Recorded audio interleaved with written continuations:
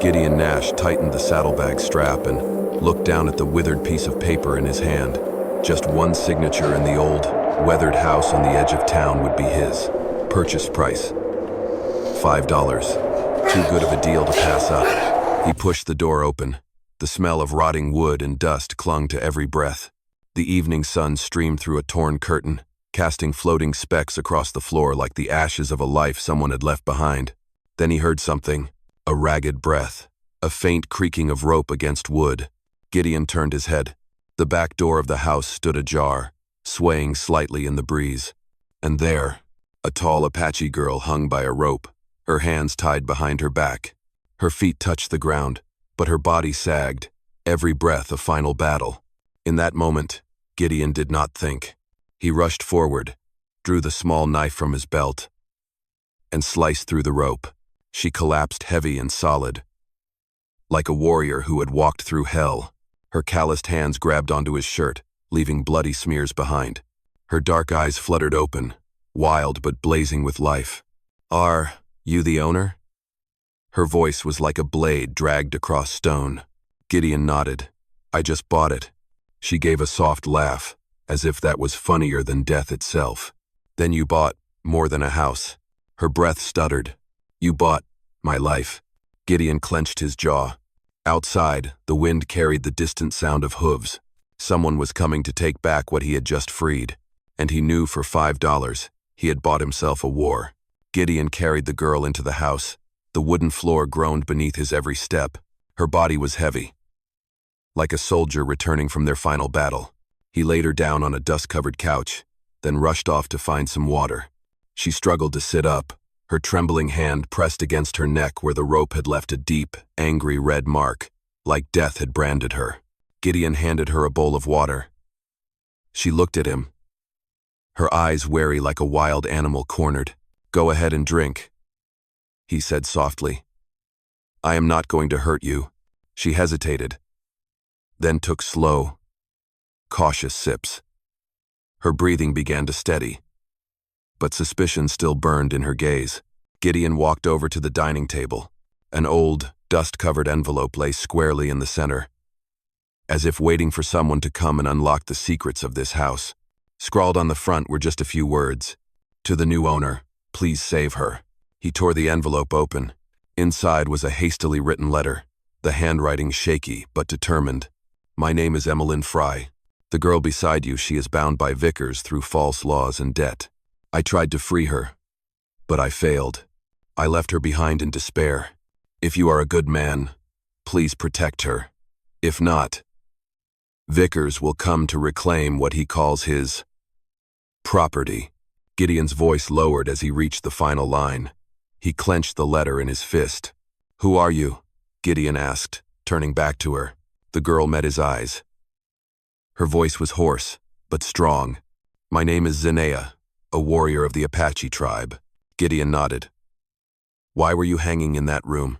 Zinea narrowed her eyes and tilted her head slightly toward the window. "Because I fought him. I refused to be anyone's slave." Her words came out like a growl held back for too long. "Hung, but not killed," Gideon said, his tone dark. "He wants to come back for you." Zinea exhaled hard. "If he returns, I will kill him." Gideon looked at the wounds across her body, the bruised but powerful muscles. A true warrior, pushed to the edge. "You might kill one man," Gideon said, "but he will come back with 10 more. I am not afraid to die." Gideon folded his arms across his chest and replied plainly, "Well, I do not want you dying in my house." A long silence followed. Zinea looked at him, the edge in her gaze softening just a little. Gideon brought over another blanket and laid it gently over her. "When you are strong enough, we will talk more. But one thing is certain."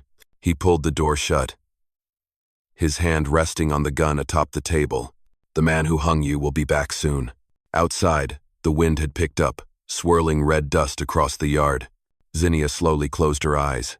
Her breath was shallow, but the fire of defiance still burned within her. Gideon understood one thing clearly. He had bought this house for $5, but the price he was going to pay from now on would be in blood. Night fell quickly on the edge of town. The wooden boards over the windows rattled with every gust of wind. Gideon tossed more firewood into the stove, the flames casting flickering light across Zenaya's face, revealing every bruise on her skin. She sat leaning against the wall, her hand clenched tightly around the handle of a broken axe beside her, a cruel reminder that though she had strength, she had been stripped of the right to wield it. "Do you hear them?" Gideon asked, his eyes scanning the darkness outside. Zinnia gave a slight nod. "Something is coming." The sound of hooves echoed faintly in the distance, each beat heavy like a strike to the chest. Gideon pulled out his revolver and checked the bullets. His gaze was steady, without a trace of fear. Ever since he read that letter, he knew this fight was already his. Zinaya tried to rise. Her legs trembled, but her eyes were sharp as spearheads. "I will fight," she said. Gideon placed a firm hand on her shoulder, easing her back down. "You were just cut down from a rope less than an hour ago. Save your life." "I do not hide behind anyone," she growled. "Good," Gideon replied shortly. "But at least let me take the first shot." A deliberate knock rang out.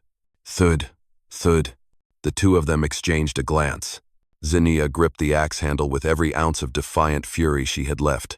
Gideon cracked the door open. A man in a long coat stood at the steps. His smile was crooked, like a mask slipping off a liar's face. "You must be Gideon Nash, right?" His voice was calm, like he already knew the answer. "You just bought this house. This house belongs to me. And everything inside it does too," Gideon said, pressing each word. The man smirked. "You are mistaken. This house is worth $5,000. The girl owes me." He peeked inside and saw Zinnia struggling to her feet. No, that's my warrior," Zinnia shouted, her voice rough and raw. "I do not belong to you." He tipped his hat, his tone icy. "Vickers has a message. By morning, I will return. This time, with a court order." Gideon stepped in close, their faces just inches apart. "Every time you come, I will stop you." One of the henchmen behind him let out a mocking laugh. "Stop us. You and what army?" Gideon slammed the door before they could say another word. In the dark, the sound of hooves pounded the dirt road, then faded away like a promise that the storm would return. Zinaya looked at Gideon, her voice low but no longer filled with doubt. "You know he will come back. With more men. And the law on his side." Then, Gideon lifted the axe and placed it into her hands. "We will fight."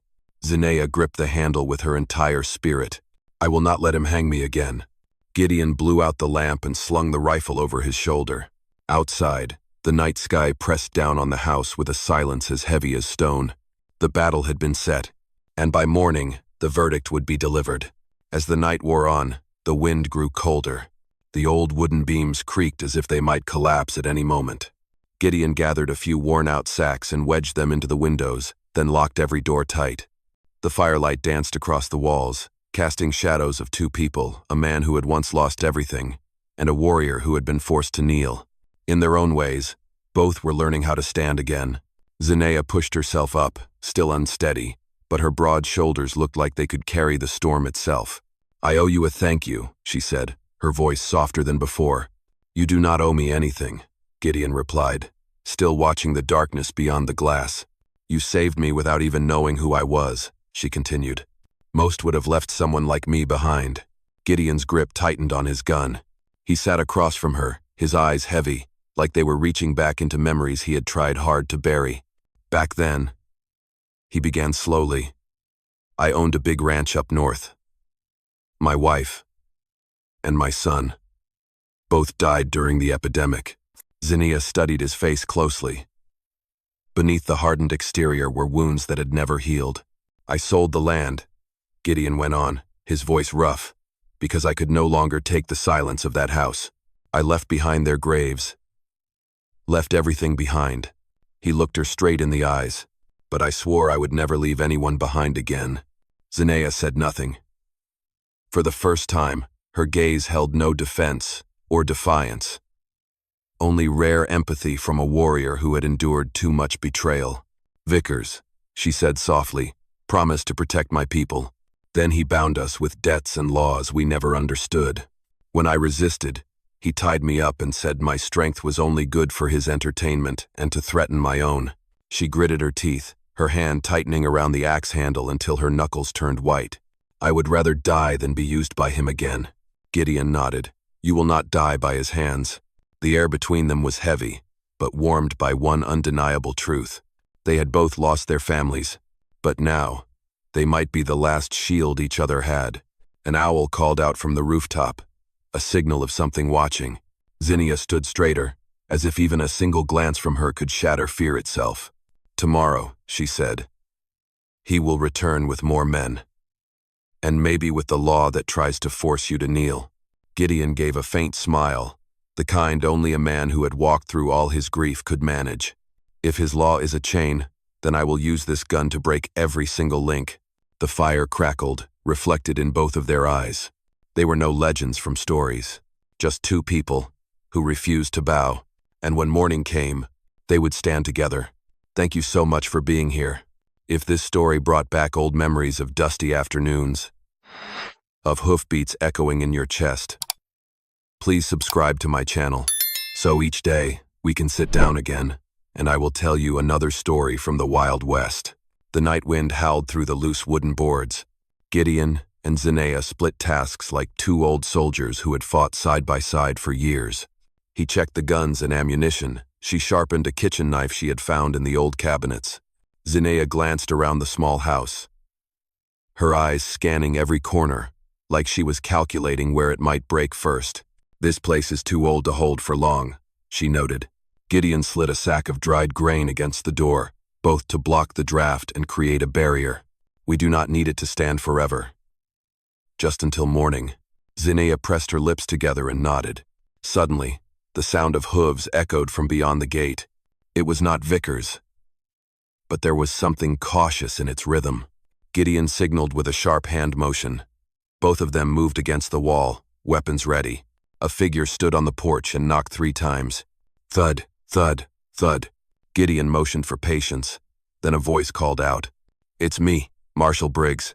Zinnia narrowed her eyes. Who is that? Town sheriff. Gideon whispered back, but his voice held a note of doubt. Gideon cracked the door, gun still in hand but pointed low.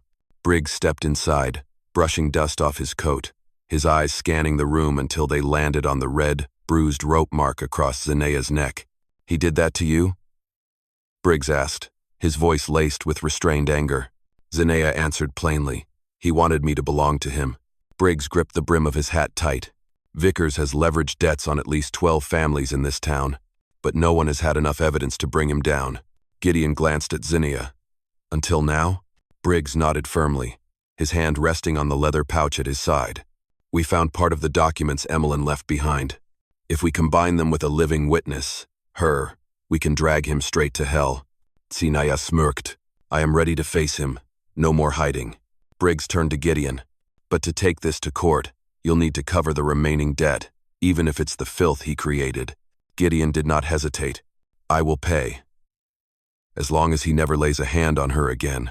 Briggs placed a hand on Gideon's shoulder, a gesture of respect. Men like you, Nash, they are rare. Outside, a strong gust slammed into the porch roof. Briggs added, I will return at first light with the arrest warrant, but you need to keep her alive until then. Zinnia gave a dry laugh. I do not die that easily. Briggs smiled faintly, then pulled the door closed behind him. His silhouette faded into the night. Inside, Gideon looked at Zinnia. A few more hours till dawn. She stood tall, her muscles flexing beneath sun-darkened skin. Then let's turn this rotting house into our last fortress. They tightened their grip on their weapons, and outside, the storm began to stir. The eastern sky had just begun to streak with a thin line of orange. Dawn had yet to break, but the dry wind and swirling dust swept into the yard like a warning that something terrible was about to arrive. Gideon and Zinnia stood behind the door, each holding a weapon at the ready. The sound of hooves echoed, but this time, it was no longer scattered. It was a whole group. Zinnia peered through the crack in the door. Dozens of mounted men, town riders, lined up on horseback with rifles strapped to their saddles.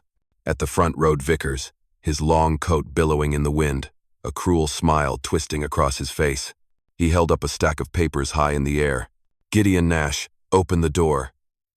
By the law of this town, that house and what is hiding inside it belong to me.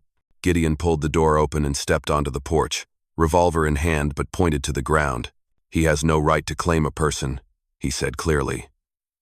There is nothing here that belongs to you. Vickers let out a laugh, like he had just heard a joke. This Apache woman is in debt. By contract, she is property. Zinnia stepped outside, the red bruises from the rope still marking her neck. Her voice was low, like stone tumbling down a mountain. I do not belong to anyone. Some of the riders frowned. The fierce confidence in her eyes made them waver. Vickers' tone sharpened, his voice hissing. If you hand her over now, I might let you keep that rotting house. Gideon stepped forward, placing himself entirely between her and the mob. If you want to touch her, you will have to go through me first. The air snapped tight, a silence stretched like a drawn bowstring. One of Vickers' men fired a warning shot into the sky. Horses reared and whinnied, the ground trembled. Zinnia leaned toward Gideon, her voice barely a whisper. If we fight, we will not go down easy. Gideon squinted. We do not fight to win. We fight to show them this is wrong. Vickers shouted, I will take her, and your land too. Zinnia gripped the axe tighter. Try it. Just as the standoff reached its peak, a familiar long coat came charging in on horseback. Marshal Briggs pulled hard on the reins, stopping his horse between both sides. No one enforces the law like bandits around here anymore. He raised a stamped folder high above his head. Warrant for the arrest of Vickers on charges of fraud and unlawful seizure of property. The crowd of riders stirred in confusion. Vickers yanked his reins in fury. Briggs, you dare stand against my money? Briggs replied firmly. I stand for justice. He turned to Gideon and Zinnia, eyes steady. You two did the right thing. Vickers' men hesitated. A few even lowered their weapons. But Vickers, face twisted with rage, drew his gun and aimed it straight at Zinnia. You will not live long enough to testify. Time froze. Zinnia stared straight into the barrel, unblinking. Gideon shouted, No. A gunshot rang out. Bang! Dust exploded from the ground. Birds scattered from the rooftop in a rush of wings. Someone had been shot, but no one knew who yet. The gunshot faded, leaving a haze of smoke lingering in the early light of dawn. A scream of pain rang out. It was not Gideon. And it was not Zinnia. One of the riders behind Vickers clutched his shoulder and toppled off his horse. He stared wide-eyed at his own gun, as if he could not believe the bullet had disobeyed him. In a flash, Zinnia moved in. She swung the axe handle hard and struck the barrel of Vickers' pistol, knocking it clean from his hand. He stumbled backward, face drained of all color. Marshal Briggs spurred his horse forward, his voice cracking like thunder. Vickers, you are under arrest for attempted murder and unlawful seizure of property. Drop your weapon now. But Vickers had snapped. Panic took over. He pulled a small knife hidden in his sleeve and lunged at Zinnia. Instinct took hold. She swung the axe, slamming it into his wrist. The knife clattered to the ground. Zinnia grabbed the front of his coat and roared, You wanted to hang me again, did you? Vickers gasped, his voice trembling with fear. Do not kill me. I do not need to kill you, Zinnia growled through gritted teeth. I just need the truth. Gideon stepped in and placed a hand on her shoulder. His eyes told her what needed no words. Justice must be done by law, not blood. Briggs signaled 2 riders to cuff Vickers. Some of his men ran off, while the others dropped their guns. What was about to become a bloodbath had been stopped by the courage of 2 people who had already lost too much. As Vickers was dragged away, he shouted, still trying to cling to power, This is not over. No court will believe the garbage that comes out of an Apache's mouth. Gideon grabbed the front of his shirt and pulled him close. Do you not get it? He said, his voice cold and steady as stone. No one belongs to you. Not anymore. Never again. Briggs placed a hand on Gideon's shoulder and gently pulled him back. That is enough. Let the law handle the rest now. Vickers was bound and dragged away under the scornful stares of the riders and the townsfolk who had started to gather, wondering what had happened. Gideon turned to Zinnia. She stood tall, the rope's bruises still visible on her neck. But her eyes were lighter, as if a weight that had crushed her for so long had finally been lifted. You all right? Gideon asked softly. Zinnia exhaled deeply, resting the axe on the ground. I have waited a long time for this day. She raised a hand to her neck, brushing the bruise. It still hurt, but it was proof she had survived. Briggs looked at the two of them, offering a rare smile. Tomorrow at the town hall, we finish this properly with signatures and stamps. Gideon nodded. Tomorrow, no more running. Zinnia nodded back, her chin held high, the stance of someone who had just reclaimed their freedom. As the dust settled, Gideon stepped back into the house and picked up the small knife, the same one he had used to cut the rope the night before. He stared at it for a moment, then gripped it tightly. Word spread quickly through town. The Apache girl lived, and with that news came hope for those who had been robbed by Vickers. But while many rejoiced, Vickers was dragged away in chains. And a man like him does not accept defeat easily. The sun rose fully, golden light spilling across the wide prairie. The storm had passed, leaving hoofprints and scuffs in the dirt.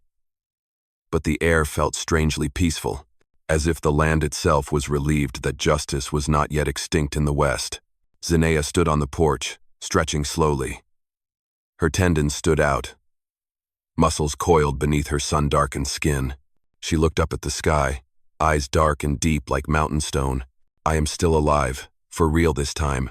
Gideon stood beside her, arms crossed, watching her. Alive and free. Zinnia gently touched the bruised red mark on her neck, lips pressed together. Freedom was something I thought I had lost forever. Gideon looked at the old house, the cracked walls, the fractured windows, but in that moment, it looked like a fortress that had won a battle. This house has never stood so strong, he said.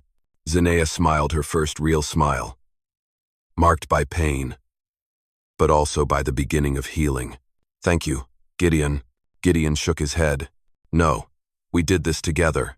A short while later, Marshal Briggs returned, leading 2 horses. He dismounted and handed Gideon a folder. Head to town by noon. We need Zinnia to testify and shut Vickers' file for good. Zinnia took a deep breath, gripping the axe handle. I am ready to face him to the end. Briggs nodded with sincere respect. You are braver than anyone I have ever met. Before mounting up, Gideon paused and turned toward the house. He picked up an old wooden sign from the yard, brushed off the dust, and propped it up on the porch. The faded letters still read, Lucky Home. Zinnia tilted her head. You really believe this place is lucky? Gideon replied. Any place that saves a life. That place is lucky. Zinnia looked at him for a long moment. In her eyes was respect and something more. You bought it for $5, she said. But the price you paid was not in money. Gideon gave the smallest smile, the kind of smile a man gives when he has found a reason to keep living.